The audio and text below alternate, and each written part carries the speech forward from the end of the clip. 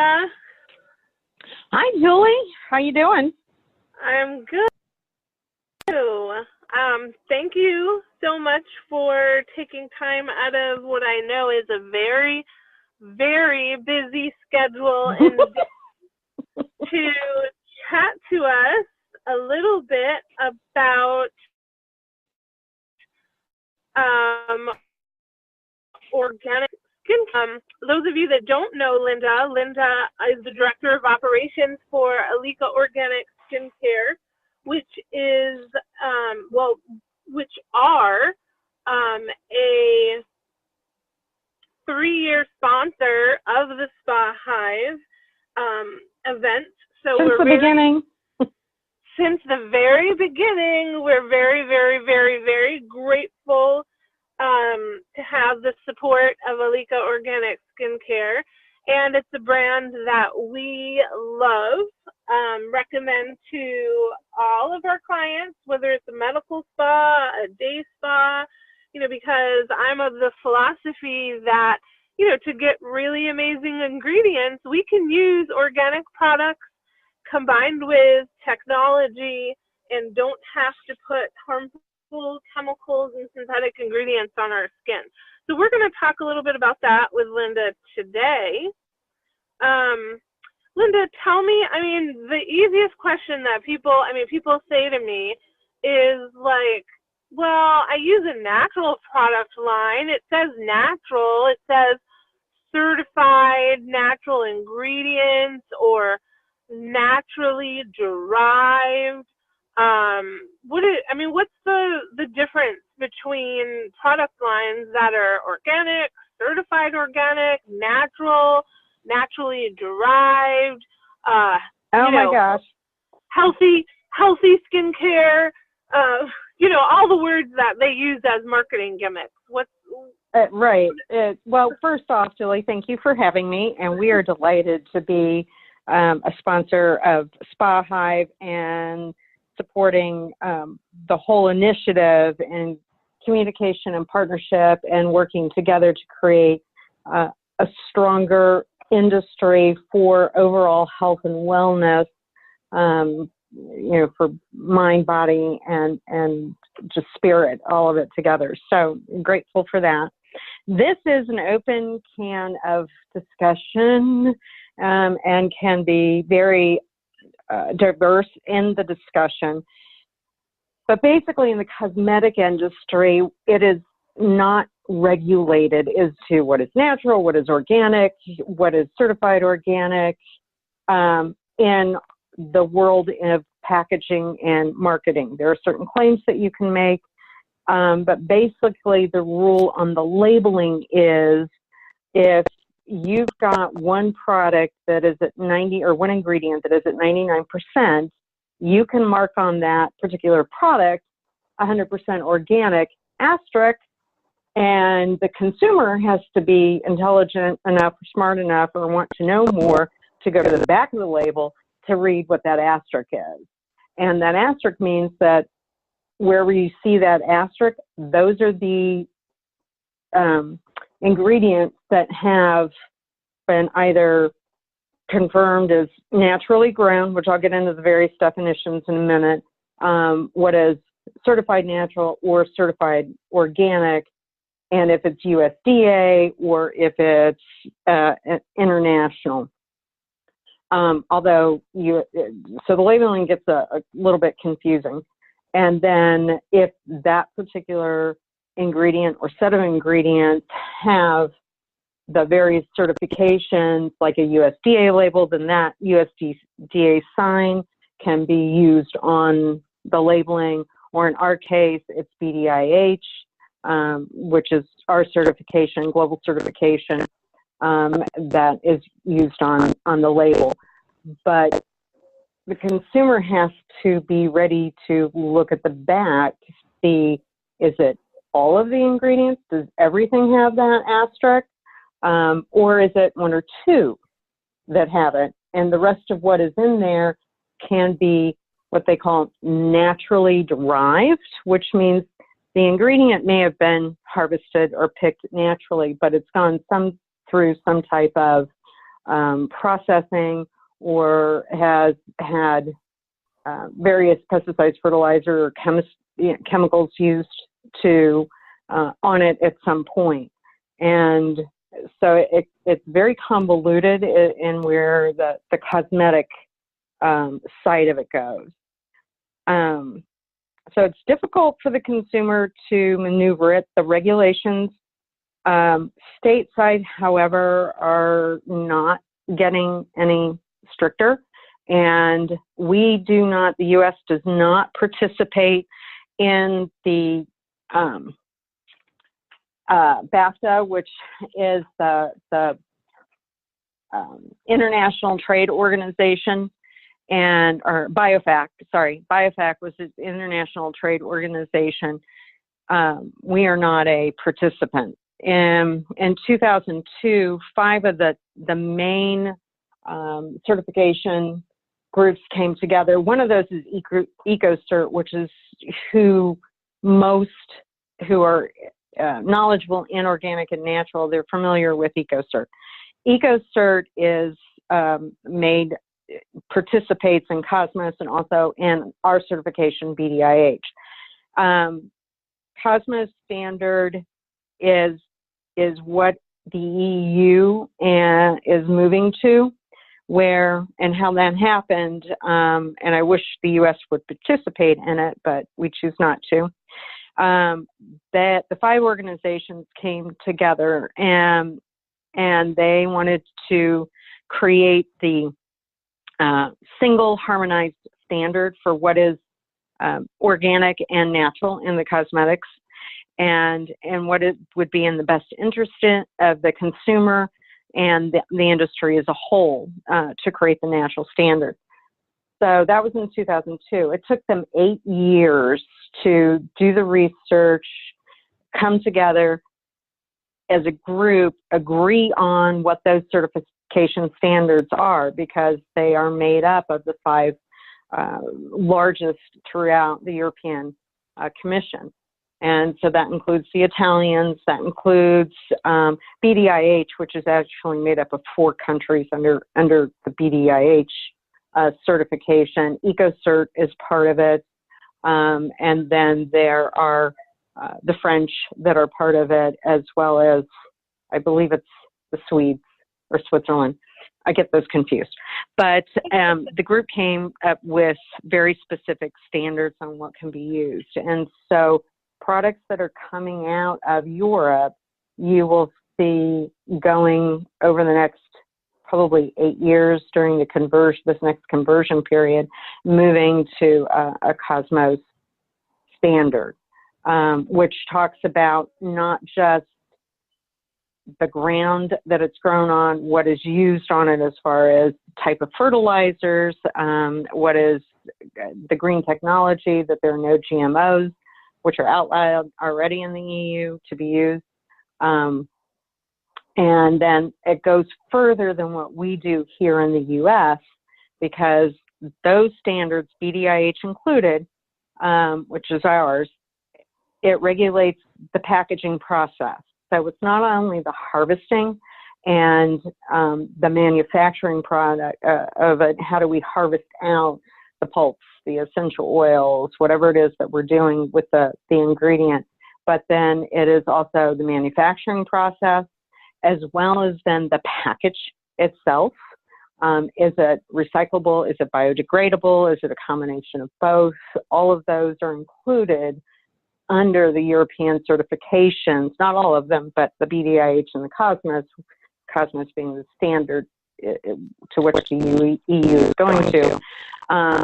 That's very different than what USDA does. So I know that was long-winded and a lot of information, but I hope that answered that.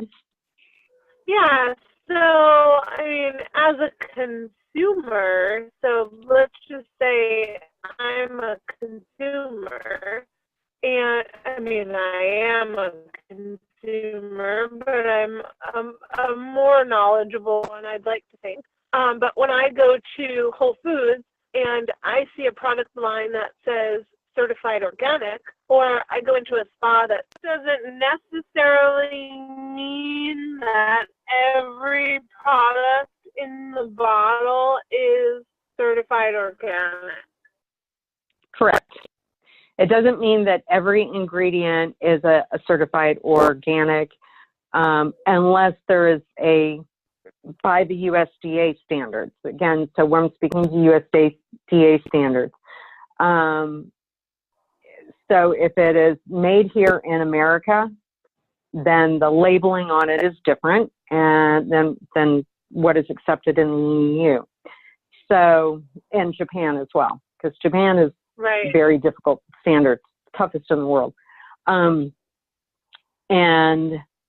so by our standards, if it says certified organic, then we have to become those label readers and see what's the note that is on the back. Is it an asterisk, or is there a statement saying that all of the product is certified, or all of the product is certified as organic, and with questions, call this 1-800 number. One of the things that with a product that has asterisks on it, so in other words, not all the ingredients are certified, but they'll have the asterisk to it, that particular manufacturing company has to have on record the farm certification number. So if you were to call, and I'm gonna pick on, I don't know, Yes, or one of those that are in Whole Foods, you would call them. You could ask them, do they have the certification, USDA certification numbers on file for the farms to where the particular ingredient was harvested? By law, they have to. And they have to present that. If you ask for it, they have to give that to you. That's a little known. Most people don't know that. They don't make it easy. No, they don't. It's not easy. It's been an open discussion. It has to do with money, a lot of it, for the USDA regulation. Let me give you just some basic definitions here so we know what those definitions are when we're dealing with the farmers or where the ingredients are coming from. Natural. The definition is existing or caused by nature. In other words, it's untouched by man. It grows naturally. It's not a regulated term in accordance with FDA. That's just the term itself. Now, that's different than a certified naturally grown, which I'll get into in a minute. You have organic, which organic means produced or involving production without the use of any chemical fertilizers, pesticides, or other artificial agents. Then you have certified naturally grown, which emulates what a certified organic is, which is a USDA regulated. You'll see farmers and particularly in farm stands and things like that will say that they are certified naturally grown. Basically, it's the same definition, that there's supposed to be, and I'll clarify that in a minute, supposed to be no use of chemical fertilizers, pesticides, or artificial. The reason farmers do that is the fee for that is much, much less than having a USDA certification. Right. USDA certification, it's all about the almighty dollar. We are, with our certification being the BDIH certification, which again goes much, much further than what a USDA is, because BDIH is regulating everything from the raw materials to the final production, has their stamp of approval on it. So it is not just the raw material and where it is grown and the ground that it's grown in, it's the entire process to which we work. So it is what they call green chemistry, so that there is, everything that is done with it is in as safe and as harmonious as possible to create the purest product available under their regulations, so that it has an effect on the body, versus things that are derived chemically, which can cause issues with the body. So there's that piece of it. Now, so the farmers tend to want to do the certification of the naturally grown. The other interesting piece to it is USDA certification, organic. If you've got a farm that you're growing US organic and you're also growing conventional, so in other words, you've got a plot over here that you're not using any chemical pesticides, fertilizers, or other agents. Right. But you're growing then another plot that is conventional, i.e. you want it to go to market faster, so you're going to use fertilizers that would enhance it. You'll use the pesticides or other agents versus natural fertilizers like cow manure and eggs and things like that. On the other side, those plots of land only have to be 25 feet away from each other. Wow. Yeah. So what happens if you're using product over here or on this side of the road versus the other side of the road? Let's use the road analogy, which is what a lot of farmers who do both, there's a road that runs in between their two plots. There's still runoff from water. There's still wind that can carry it. Of course, we have the birds and bees that can carry it back and forth.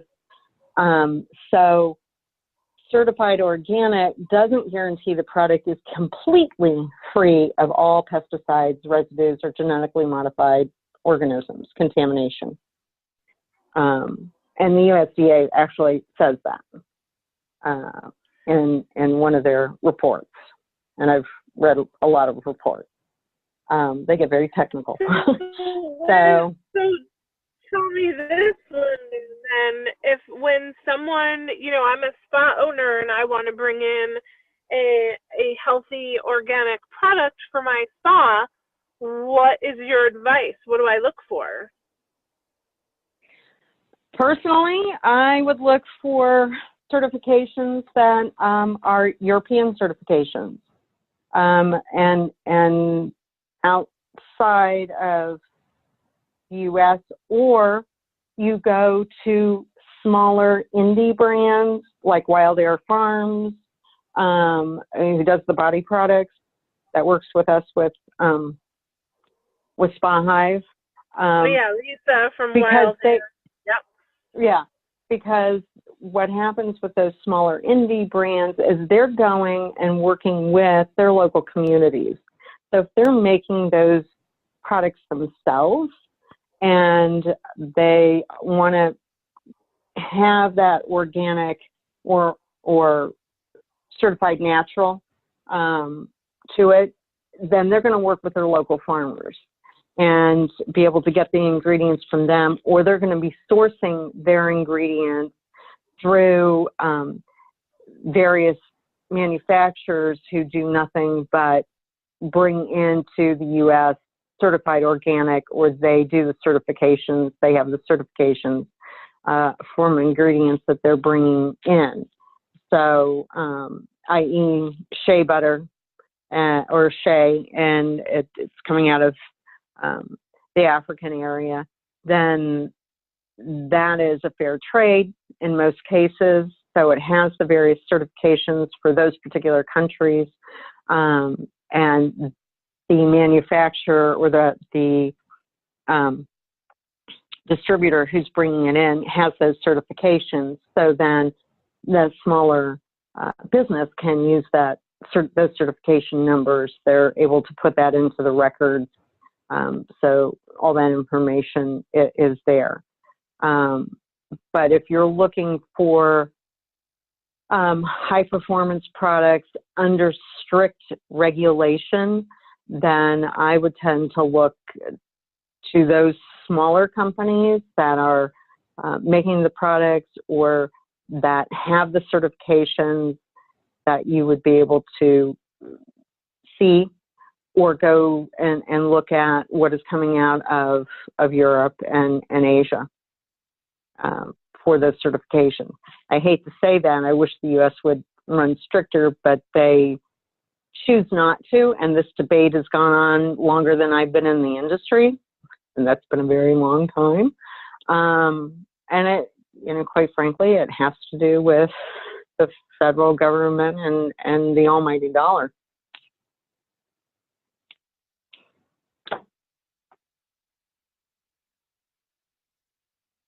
Are you there? Julie? I'm here. Okay, there you are. You're back.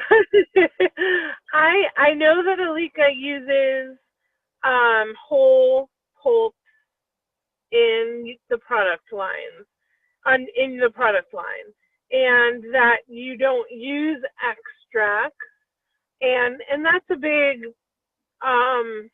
big draw, to the Ilike product line. For example, is that common in organic product lines to use the whole raw pulp? Why do you do that? What's more common? Okay. More common than not is the use of the extractions. So it is not the pulp itself, which is the meat, or it could be the seeds, the skins, the whole piece of it. And the reason most do not, and they use extraction only, has to do with, again, cost. It's a very expensive process. We are pulp-based. There are some things that we use the extraction from, but it's in small amounts, and that's usually the EOs, the essential oils that we're using, versus the actual, the pulp. But the base of the products are all pulp-based. And what that means is that we're using the entire ingredients in our formulation. So we use the meat of the particular vegetable, herb, bark, seed, whatever we're doing. And then we use the seeds, we use the skins. Everything has a high nutrient value. It also has to do with the process that we use. And we do cold press distillation. So that's no chemicals in how we get that particular aspect of what we do. So in the case of, let's say we've picked the lemons, we know we're going to use the lemon pulp itself is going to be used in the lemon cleansing milk and in the lemon and apple mask and lemon and apple moisturizer. But then some of that lemon oil is what we're going to use over in the lip balm. So versus putting a pulp in the lip balm, we're going to use the oil. So we're able to, with the cold press distillation, being able to get the pieces that we need to separate them out to be able to go into those formulations. The other piece of that we do, with the exception of rose, is we will go into kind of a fermentation process, and some ingredients get held for a few days until they go to production. Others can be in that process, for a few more weeks, depending on what the harvest is, time of year. And that's always good, because that increases the nutrient value to that particular ingredient. But it is expensive in doing that process. The other piece that is different about us is that we are hand harvested, which means that it's not the combines that come through and harvest the product. It's not the machines, so we don't have to worry about petroleum residue, any of those kind of things. This is all hand harvested. These fields are walked, and they look at it, and we've got a video of when we make the rose products, of them looking at each rose. And if that rose doesn't look like it's at its perfect peak, then that particular rose is not picked. So the fact that we do the hand harvesting and we're looking at every single ingredient that is going in to make sure that it is at its prime state at harvest when we need it for whatever that particular formulation it's going into is how we pick it. Roses are unique in the fact that we harvest them in the morning and they go to production that day. Rose is a very delicate process, and you don't want to overwork it, and you want to be able to extract the oil out of it, and it takes thousands and thousands of rose petals to extract the amount of oils that we use in our rose product. And then the rose stems or the rose petals then are very lightly mulched up to be used in our masks. And in the moisturizers and the cleanser. So that particular ingredient's a little different, but there's a great video out on YouTube that you can watch that harvesting process. I've seen it. It's great. I highly recommend it. We'll put a link to it so people can check it out. So, I mean, a lot of care goes into the creation of the Ilike products, which sort of switches me to, a different subject, not so much about products and ingredients, but about relationships. And, the Ilike client, I feel, a lot of my clients love working with Ilike. The Ilike clients that, I meet, they believe that, Ilike is a small brand that cares about relationships and cares about every single one of their clients. Tell me, as a vendor, what is the biggest obstacle in vendor spa relationships, do you find? I think the biggest challenge is, and I'm going to speak from years of history, working with multiple different brands over the years, but it's kind of the ongoing piece of it is making sure that the communication level is there and that we're on the same page. So with working with a spa director and owner, single esthetician, we really want to know, what is it that you want? What is it that you're looking for?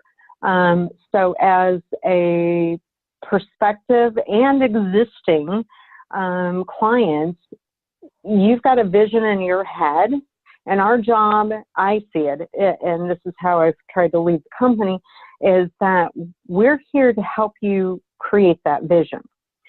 So if there's a demographic that you've not captured or that you're starting to see more of in your clientele, I'll pick on the female who's going through our hormonal changes, shall we say, is a nice way to put it. That causes a lot of disruptions. So you may not have products that are going to be able to really address the nonsense that's going on with the skin, because it'll be fine for 3 weeks and then it blows up for a week or 10 days. And, how do we deal with that? So it's really about the communication, clear communication. We, for example, are a large brand.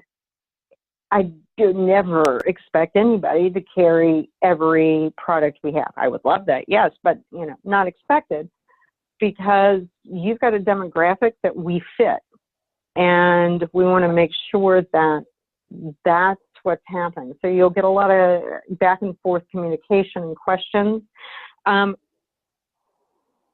to be able to help you do what it is you need to do. And we can talk about marketing ideas and I challenge other vendors to this all the time. We have to be a best business partner. We get to work all over the country. We get to see what some of the best and some of the worst are.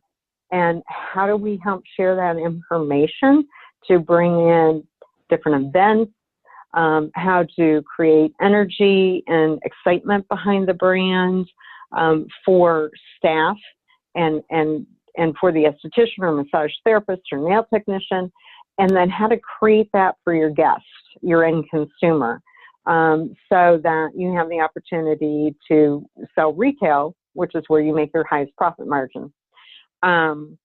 So it's all about that communication and honest communication. And give a definition to what you want as a business partner. When I'm talking with a client, which I would like to do more of, and I wish I could, but give me the definition of what you think a good business partner is. And then let's see if that's really going to be a fit for us. And if we're not a fit, and I would say this for any vendor, if you've got vendors that are pursuing you, or all of a sudden there's been changes in the business and it's no longer a best fit, communicate that first before you go, okay, I'm done with you, bye. And you never call us again, and we're going, ring, ring, how you doing? And nobody calls us back, but you're not using the product line. That's the problem, because that's a waste of your time, because you really don't want to hear from us, and that's a waste of the company's time, and you're on the list of, we need to be talking to you, but you're not communicating, so we don't know what to do. Do we keep chasing you or not chasing you? What do you want done? So just be upfront, yeah, and tell us we love you, but it's no longer fitting our demographic, or we've made some changes, or if you've got, and I know Julie and I've talked about this quite a bit, if you've got a sales, a representative for that particular product line that's not meeting your needs, and your personal chemistry doesn't work together, but you love the product, you love the performance of the product, your staff loves it, whatever, but the person that you deal with to place your orders and create events and do all of those things, you guys don't quite mesh. One, have an honest heart-to-heart. I know it's uncomfortable, but it's going to benefit both of you in the long run. And if it doesn't work after that, then you go to the company and you say, you know what, there's a chemistry issue between the personalities, and we're not on the same page. I've tried to talk to so-and-so, and it's not working. So we need to make a change. If there's no other representative for this market, that's fine. I love the product. Is there somebody there in your corporate office that can be my liaison and work that way? Or a trainer and educator that can do that. Our national educator, she's got a couple of accounts who over the years have just said, you know what, I really just want to work with her. We love her personality. So she takes care of that. Is she really part of the sales team? Not in a conventional way. So right. we work with to make sure that there's personalities. I've got clients that come to us because they know I'm no nonsense and they like that, and I cut to the chase. Right. And so they go, okay, can I just talk to you? And they'll say, this is the order, or, this is what I want to do. And I'll be like, yeah, no, that's not going to work. We need to change this, and meet your price point, because I know enough about their business to make sure that they're not overextending themselves. It's the last thing we want to do in product or financially, and get them where they want to be. So does that answer that question? Yeah, you answered a couple questions in that answer. Because, I think that, it's key for people that are listening that, are either looking for a product line or have product lines that they love, but maybe, don't have a vendor relationship that they love, or that they even know could exist.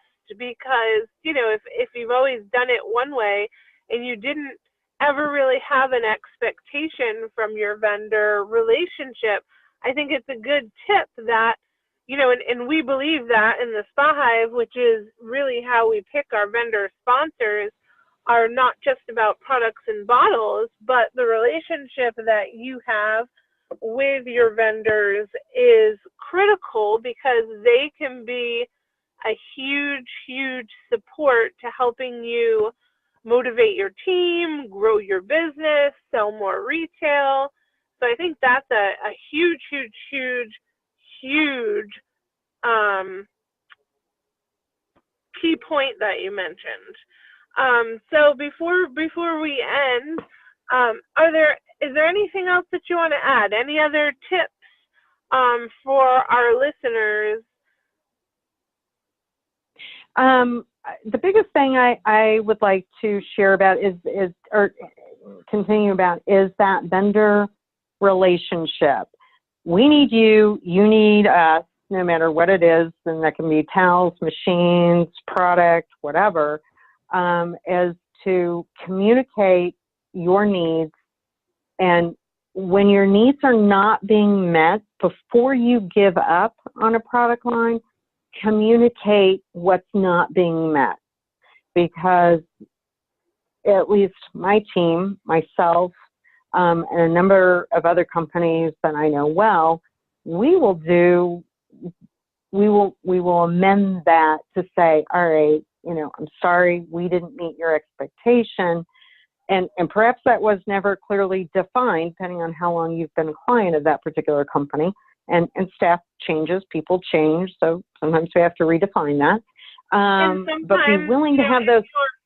Sometimes if you're a customer for a long time, it's also easy to become complacent too. Yep. So it's having that all the time, keeping that in your mind, right? Right. And one of the big things that, we talk about is don't do what you've always done, because if you do that, you're going to get what you've always gotten. So if you are not communicating with XYZ vendor well, and you go, oh, they're not working with us, what have you, I'm done with them. So then you bring in ABC vendor, but you do the same thing, and then a year down the road, you go, oh, they're not working with us. And part of it is vendors, we respond to you. We will mirror image what you're giving us. So if you give us, not a whole lot of information, or it's very basic, then we think that's what you want back. And then you don't necessarily want us going, hey, ring, ring. What's going on this quarter? What are you doing? How's your business going? I mean, get down in the specifics of it. The other thing is, if you've got a vendor who is not a real partner and is not willing to take that step, then don't partner with them. I don't care if you love the product. If they're not a real partner and wanting to help you grow your business, then your business is going to stagnate at some point on the retail side of it, or on the creative side of what to do with the protocols, and how to keep the customer engaged. Then it's time to have a really bluntly conversation and move on. Right. Good point. Well, everyone, you can see Linda at all of our SpaHive events, and I think this is our second or third Live in the Hive call with Linda, and we'll, I'm sure, have her back again before our event in September, but she will be at the Essex Resort in June at our Lunch and Learn event. Thanks, Linda. I know you're incredibly busy, so we appreciate you taking the time to spend with us so we could learn a little bit more about organic products, as well as fostering better vendor-partner relationships. And we will share links that Linda talked about on this call in the post on social media, as well as in our newsletter, if you're on our newsletter list. So again, thank you, Linda. And feel free to give me a call too. If there's a question, about some of what we discussed today, I'm pretty much an open book, and I'm happy to have those discussions, and give you sources and things that you can go do your own research with. Yes, absolutely. And Linda is an active participant of our Facebook community.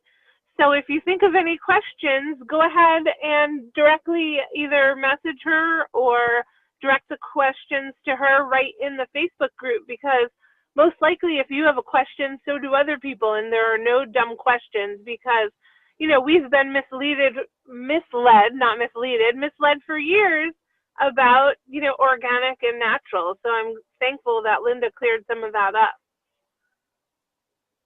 Well, thank you, Julie. I appreciate the opportunity, and you have a fabulous day. Okay, bye. Stay safe. Bye.